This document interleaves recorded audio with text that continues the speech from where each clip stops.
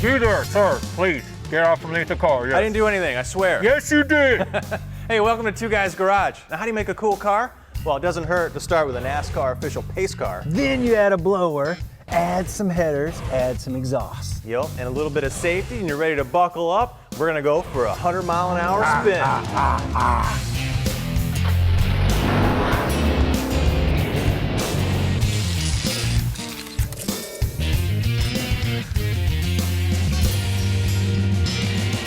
Pretty nice car to start with. 2010 Camaro, makes 400 horse, fun to drive. That's right, a NASCAR pace car to boot. But you might ask, what are you guys doing? That thing was pretty sweet, and yeah, it was pretty sweet. But we can make it better. That's what we do. We take stuff apart, we make it faster, we make it more fun. Right, so we're starting to strip off all the old intake and fuel system, you know, naturally aspirated. We're gonna bump that up to something a little, well, a lot. We're gonna a lot add bigger. a Whipple Supercharger, which is fun. Now, this is a 12-hour kit. It's a bolt-on. Really easy instructions, shows you how to do it, and we're gonna run through, but at first, we need to kind of show you the parts that we took off. We're about halfway done at this point. Yeah. So let's look over here on the bench. Here's your stock plenum with your stock rails. We've got some of the hoses out of the way. Pulled your plugs, miscellaneous vacuum hoses, don't pay attention to that. Pulley, idler pulley, and I think at this point, let's show you the goodies. That's right. The good stuff. Now let's compare to what we took off. Now this is the naturally aspirated intake manifold. Throttle body sitting right here. Now the only way to drive air into the engine is by atmosphere. We're under pressure. We don't always think about it, but there's pressure there. When I create sort of a vacuum in the piston, push, it's being pushed in.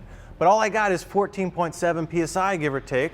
And going through this throttle body, I'm trying to enhance that with maybe some tuners by runner lengths.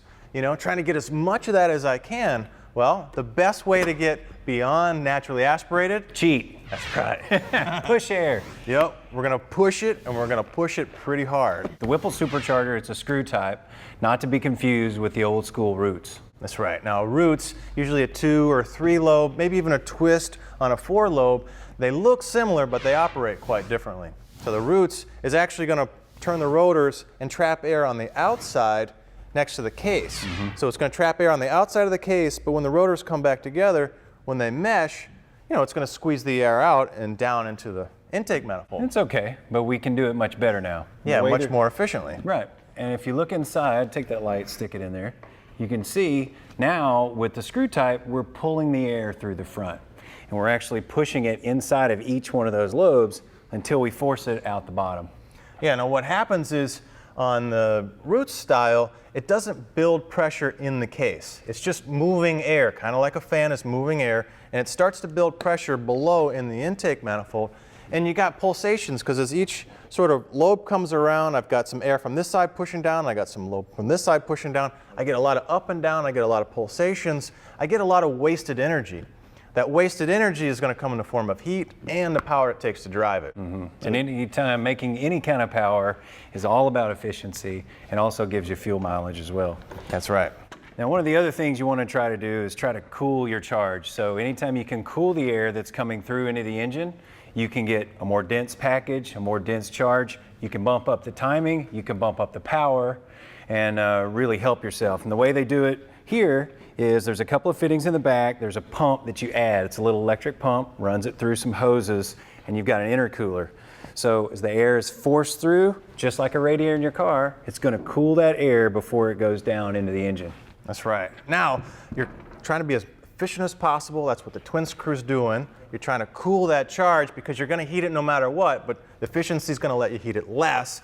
Now, what do you do when you're cruising? I'm building pressure within my case. I need a place to bypass.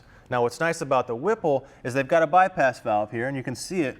And what happens is as I build any pressure down into my intercooler and my plenum, I can bypass at cruise modes and let it circulate around. But what's nice about the Whipple style is it bypasses as it goes through the cooler, so I'm cooling that. I'm not pressurizing it and pressurizing it and pressurizing, by not using it at cruise. I'm cooling it. So my whole unit stays cool while I'm cruising, and when I'm ready to hit wide open throttle, that pressure's there, that volume of air is there, I'm ready to go big time. All right, we come back from the break, we're gonna show you all the ins and outs of installing this baby, so hold on. This tip is brought to you by AutoGeek.net. We are car care. Here we go with Mike Phillips from AutoGeek.net. We've got our truck here. We went ahead and clayed and cleaned and polished this half of the hood. Looking pretty sharp. It's feeling good. But guess what? This windshield has the same stuff that's been sitting on it. And I tell you what, if you feel it, it's not good. Yeah, if your paint's getting dirty, your glass is getting dirty too. A lot of times you just can't see it. But the baggy test enables you to feel that gunk that's building up. And here's the deal. It's so bonded onto the glass. A normal glass cleaner that you spray on and wipe off, it's not going to remove it. So that's where you want to do some machine polishing. Yeah, normally, you know, people end with their glass cleaner and they're finished. This is going to take it to another step. I mean, this is a question I get a lot. How do I clean my windshield? So here you go. We're going to clay it, just like you would do paint after you wash. Simple spray, same technique.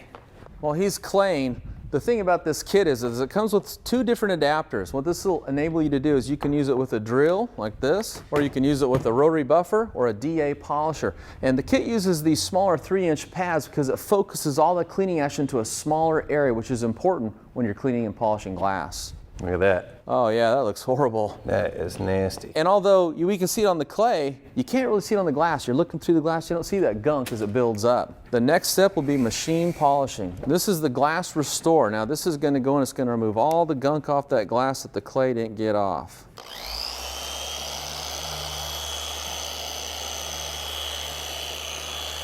The next step is we're going to put on the glasswork shield. Now this is a polymer sealant. It's just going to fill in all those microscopic voids, pits and valleys and pores and create a very smooth surface that also puts a coating down that repels moisture and dirt. And this is going to maintain optical clarity for your glass. So it's kind of like a wax? Kind of like a wax is to paint. This is a protectant or a shield for your glass, like your windshield here. Well, that looks a lot better. Looks like a brand new windshield. Let's feel it. Do the baggy test again. Oh yeah. Big difference. That worked. Big difference. That's cool. Never seen that before. It's a good tip.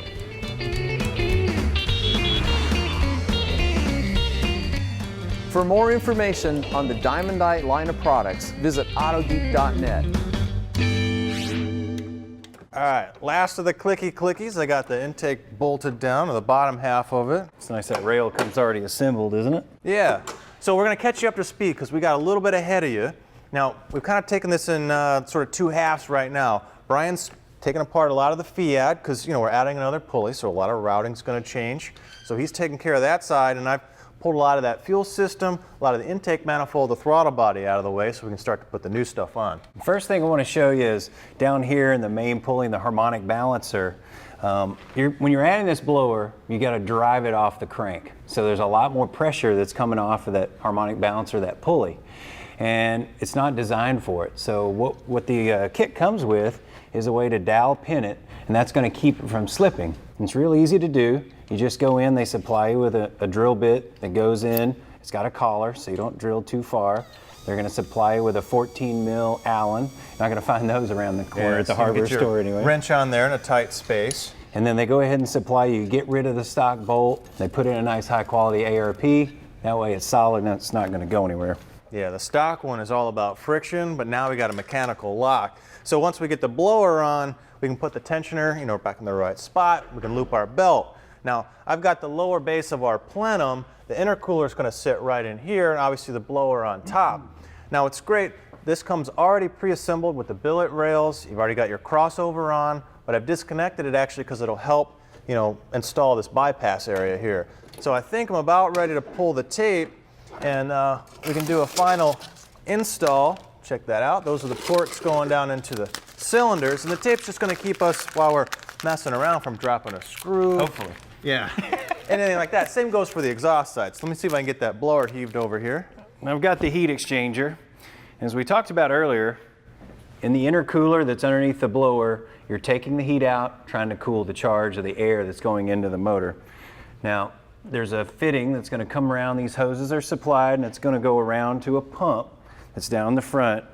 And once you put this heat exchanger in, it's got a lot of room in between this and the condenser, which is nice because it's going to keep it good and cool. So it goes through the electric pump, comes out, it's going to circulate. This is your tank where you keep an eye on your water fill, and it's going to circle around the back, and as Byrd brings in the actual blower. All right, I might need some extra hands on this guy here. So we're going to set this just right on the leading edge for now. And it's easier to go ahead and set it here, get these two lines hooked up to my intercooler, which again is underneath the base.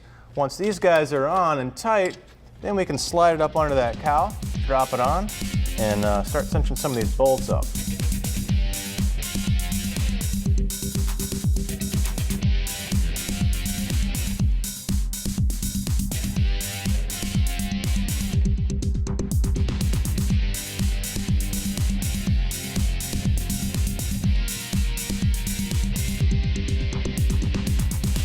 And we are ready to drive about 170 more horsepower into this engine. That's amazing. It looks cool, and you know, there's a lot left in this blower. Even at 200 horse, 150, 200 horse, I mean, there's still a lot left in here. If we get crazy later on, that's right, we could work on the bottom end and actually get some more power. You could probably take this thing up to 1,000 horse. Oh, absolutely. That's what's nice about getting the efficiency out of the blower. For a smaller package, I can move a lot of air, and you know, maybe a pulley upgrade, and throttle body size. This guy's ready to feed a lot more. But they want to take care of the engine, so we're doing about 8.5 pounds of boost. We've got a good calibration to put on it so that the stock engine is really going to last. You really want to go do some beef ups before you start hitting that 1,000 horsepower number. And don't go anywhere. After the break, we're going to boost the fuel system to keep up with this blower, and we're going to add a full exhaust system from American Racing Headers.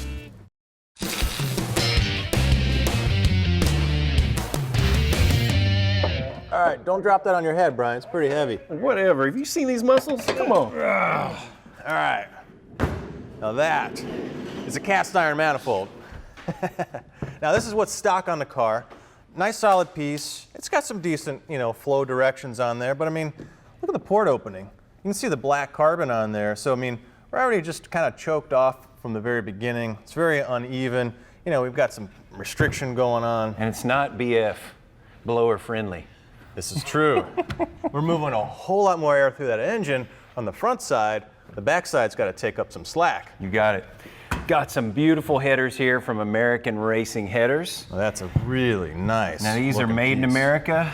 18 gauge stainless steel down to a 16 gauge velocity collector, which has got a nice little cone in there, so it's going to pull all those gases through for you. O2 bomb. Yep, we've got 3/8 inch stainless flanges. We've got TIG welded on this side. We've got a support MIG weld on this side. So really good, you know, seal surface on the end here. Really good looking piece. Now what's great is, you know, we talked about getting some better flow. We've got larger diameters, but we've got a long tube header. Now these engines love a cam and a header. They love a blower and a header even more. Who does it? No kidding. So we've got everything from good flow, but the length, you know, now we can get some tuning effect. So we get a pulse, we can get it moving back and forth, and it can evacuate the cylinder just when we need, and we can separate pulses between cylinders, so if I'm blowing down here and I've got overlap, I'm not actually pushing some of that pressure back into the cylinder. And depending on the application, I mean, you could see easily 20 horse, 30 horse on a naturally aspirated engine. On a boosted engine, we might see up to 50 horse just by adding this nice free-flowing system.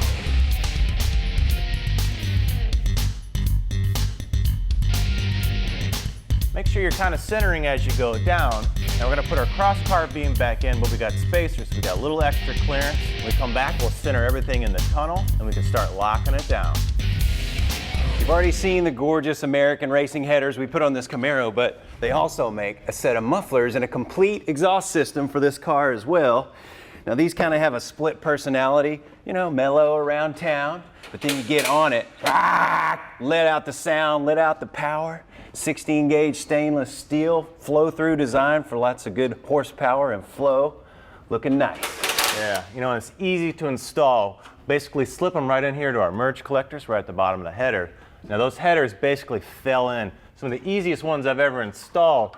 Now, I'm just gonna go ahead and kind of loosely tighten everything so as we go through the system we can wiggle it and jiggle it, get it into place. Now a little tip, these are precision cut slots in here. Now when that clamp goes down, it's going to squeeze that pipe and make a great seal. So what you want to make sure you do, towards the finish, is get that clamp right up there towards the edge, cinch it down, and to do it right, hit it with about 45 foot-pounds, you'll get that great seal. It's a really high precision, high quality system, and they're getting picked up by OEs. They're on the Cobra Jet, the AC RX, the Viper program. These guys are hitting the aftermarket and the OE hot rod.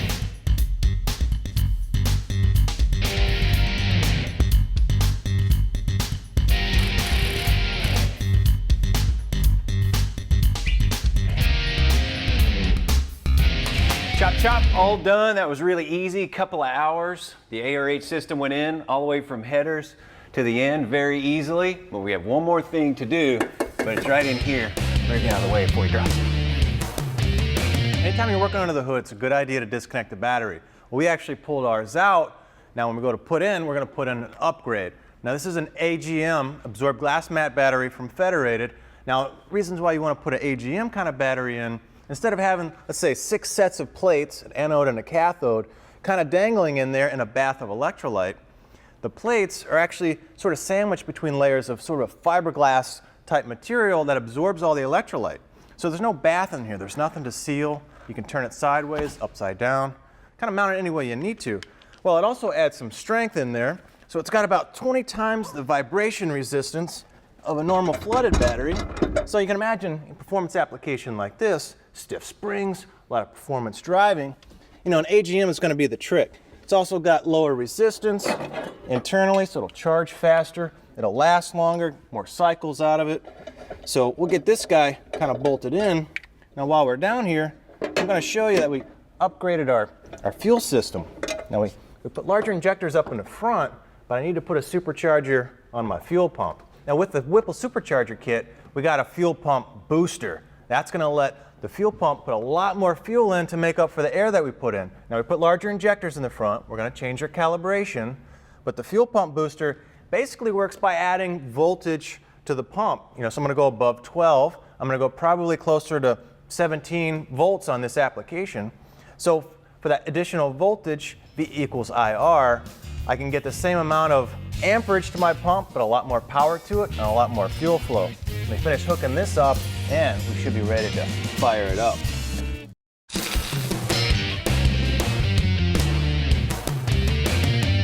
Welcome back to the break room. First thing is up from LMC Truck. Yeah, this is a coolant overflow tank. Now, if your car came with one, it's probably old and cracked by now. A lot of cars didn't. So if you're gonna do a resto or clean up your car, nice, real simple, easy way to dress that up and keep all that coolant from spilling all over the ground. Got it. They have a couple of different models. One nice inexpensive plastic. 9 times out of 10 is hidden in your wheel well anyway. You don't see it, but yeah, you're building something special. You want to show off, you want to look cool. Yeah. Stainless. Full on stainless, cool quality cap, all the brackets that you need. LMC Truck has everything you need, over 30,000 parts for trucks and SUVs from the late 40s all the way up to the late models. Be sure you get that free catalog at their website, LMC Truck. Are you a diesel guy or gal? Well, Bardol's got a couple of products for you to keep your injection system nice and clean. Their fuel injection cleaner and their fuel injection additive. Yeah, no, the cleaner is that really good, deep clean, kind of like that spring clean, but you can put it in, at every oil change. What's going to go in there and do is, clean a lot of those deposits out of your injector, out of your whole fuel system, keep your fuel filter from clogging, that sort of thing. Now, it's a great way to take those really expensive fuel systems, those really high pressures, and keep the costs down from, maintenance and repairs. Yeah, and it works for either biofuels or normal diesel. This one's going to be for every oil change, so it's a little bit stronger cleaner. This is going to be more of a maintenance additive, so you want to put this in every time you fill up, and it's going to keep it nice and clean, kind of like brushing your teeth.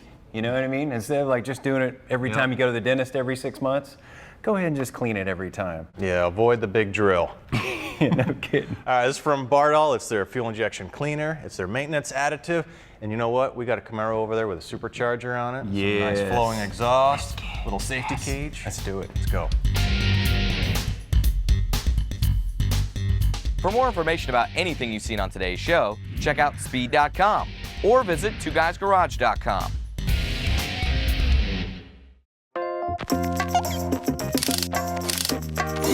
Welcome to the future. This is the hybrid Escalade from Cadillac. Really cool technology, but it brings some danger and you gotta be careful.